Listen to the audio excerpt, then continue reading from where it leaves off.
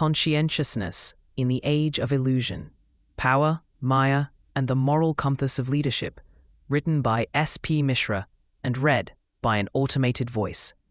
The highest truth is that there is no separation between self and other, between power and humility, between action and consequence. Inspired by Advaita Vedanta. In today's professional world, power often feels permanent. Titles, positions, corner offices, and privileges create a sense of control and importance. But this feeling is deceptive. As Advaita Vedanta teaches, the material world, including status and authority, is Maya, an illusion. It hides the deeper truth of who we are. The moment a position is lost, the illusion fades. What remains is the person behind the title. And that person is judged, not by what they had, but by how they acted. This is why conscientiousness matters so deeply.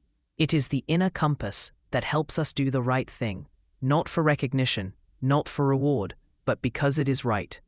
It's easy to misuse power. It's hard to protect those who are vulnerable.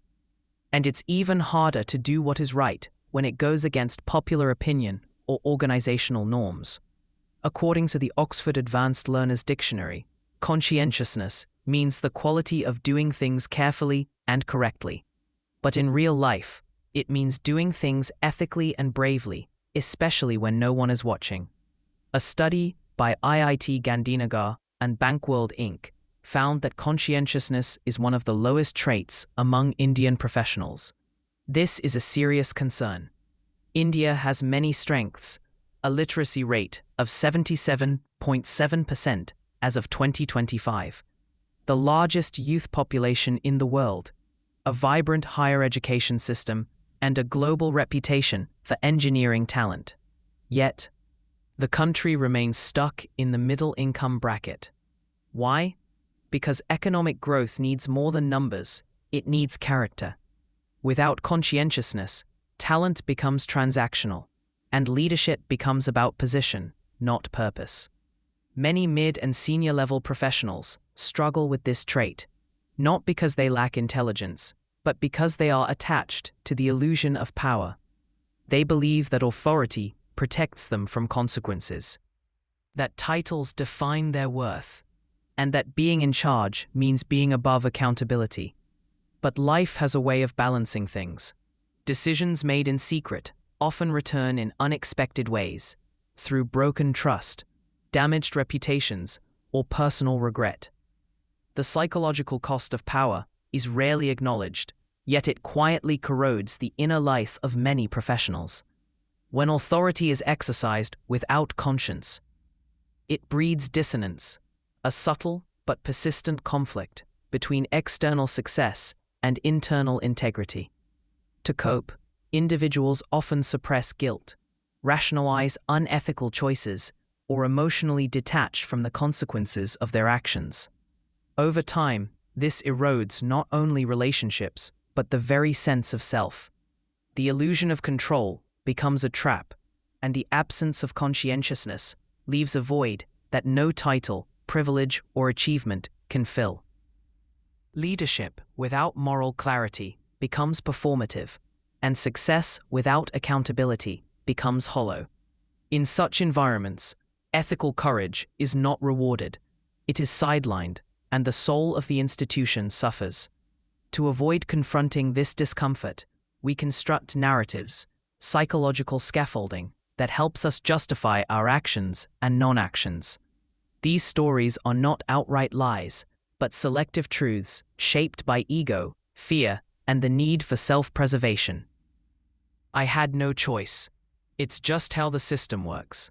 Or I did it for the greater good. Such rationalizations allow us to live with ourselves without facing the moral weight of our decisions.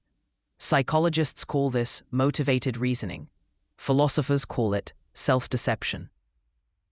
In Vedantic terms, it is another veil of Maya, a distortion that obscures reality and numbs the conscience. We edit truth to fit our comfort zone because truth demands change, and change threatens identity, status, and control. But the cost of this editing is profound. It distances us from authenticity, from others, and ultimately from our moral compass. True conscientiousness begins when we stop narrating and start reflecting, when we ask not how we appear, but who we are becoming. Only then can power be wielded not as a mask, but as a mirror. As someone who is a learner of Advaita Vedanta, I've come to see power as something borrowed, not owned. The day the position is gone, you return to your true self, and if that self isn't guided by conscience, the fall from illusion can be painful. Swami Vivekananda once said, "The more we come out and do good to others, the more our hearts will be purified, and God will be in them." This reminds us that real power lies in service, not status. Purity of heart, not authority, is the mark of true greatness. Vivekananda's message of spiritual humanism and active compassion is more relevant than ever in our professional spaces.